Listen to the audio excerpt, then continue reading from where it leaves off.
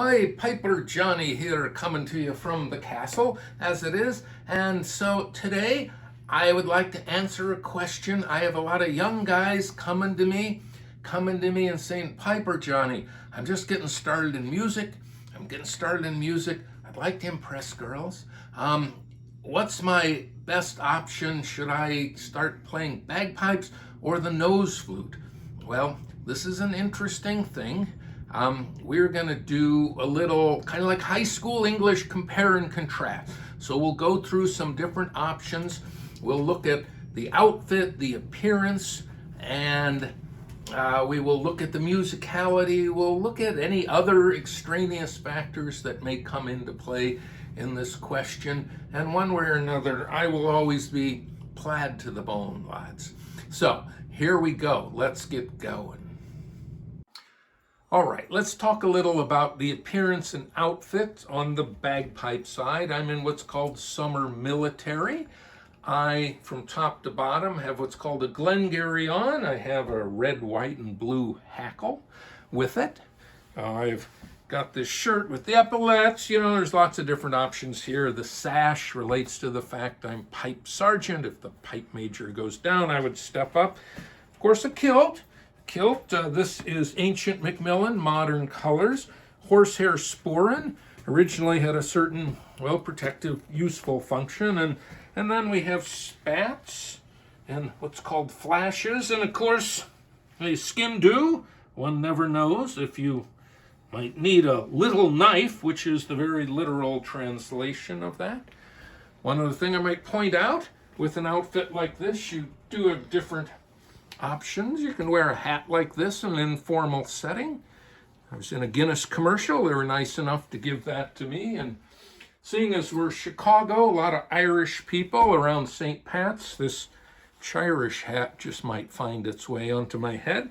So these are some of the options associated with the summer military look. Okay, this is what we call the full military. Includes this feather bonnet, very impressive hat, very impressive. We have this tunic, we have a plaid, as it's called, that goes over your shoulder. And for this, I do include my dirk, which historically was a knife used in, a sword used in close-in fighting. Full military, very impressive outfit. Now there's one more outfit we can talk about. That is our more formal look we have.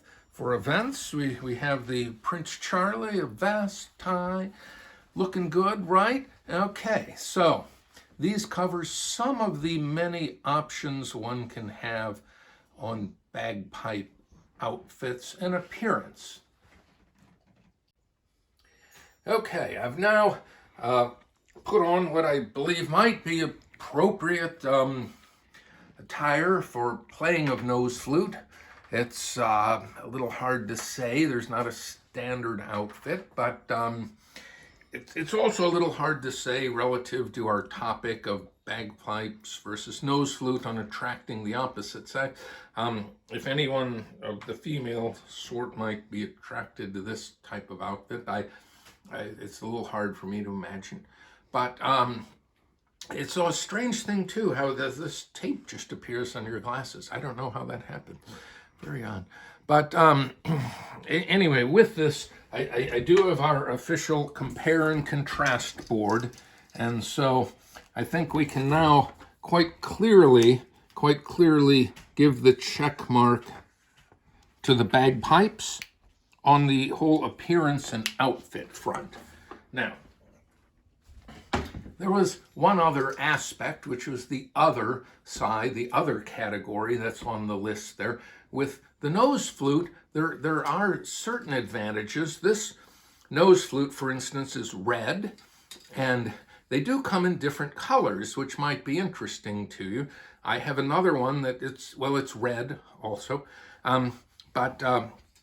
If, say, I was able to find a brown one, I could match it with this shirt. If I was wearing a white shirt, there's probably a white one. So you have some options there, I think, that are very nice.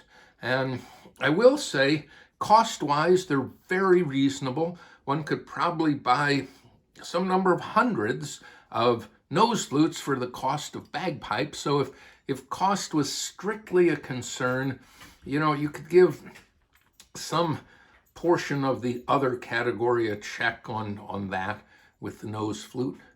Now, there are some negatives, I guess. There are no known nose flute bands that go in parades for, important holidays, things like that, festivals, so on and so forth. No camaraderie of bands on your mates and stuff. So that's not an advantage for them at all.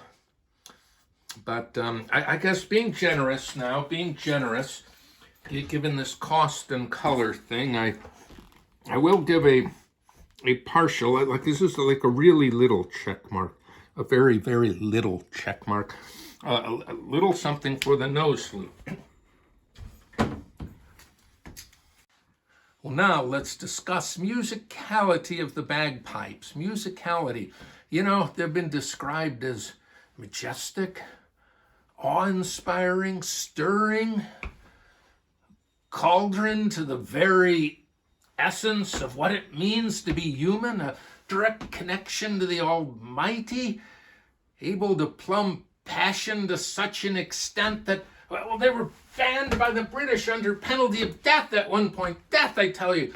But, the things with the British have been a lot better in the last few hundred years. The Queen has her own personal piper, as a matter of fact. I hear it's a very good gig.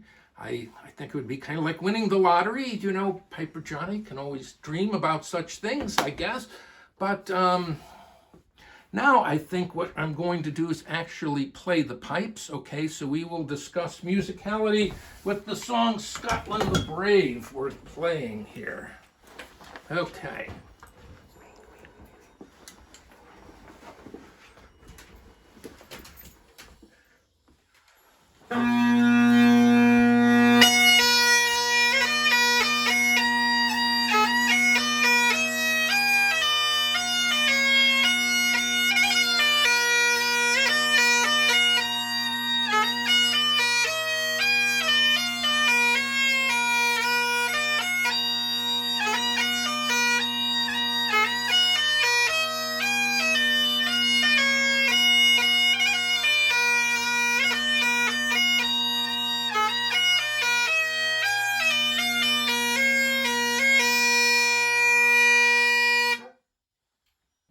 Well, there you have a little example of the musicality of the bagpipes. I'm going to do nose flute next, and I am going to admit right up front, I claim no expertise in nose flute. Why anyone would want such a thing is a bit of a mystery to me. Something of a insipid sound, I suppose, you've got. But anyway, it may be appealing to certain people. One thing about the pipes, we only have 9 notes. It's unclear, like when I do get to the nose flute, it's hard to say how many notes there are. You can't really tell. So, there you have that. Now. Okay, well now we're back, and I'd like to get into the musicality of the nose flute as an instrument. It goes back, to the invention of modern plastics. It's probably made out of polypropylene, polyethylene, I don't know. Interestingly enough, there's actually a patent. If you wanted to look it up, it's 2245,432. It's a patented item, very interesting. And now, the musicality, which is honestly very hard to say anything good about, but I will do this. I suppose it could be considered fun. I will now play that same song, Scotland the Brave, Wings. I'll just play a portion of it. You can see how it goes here.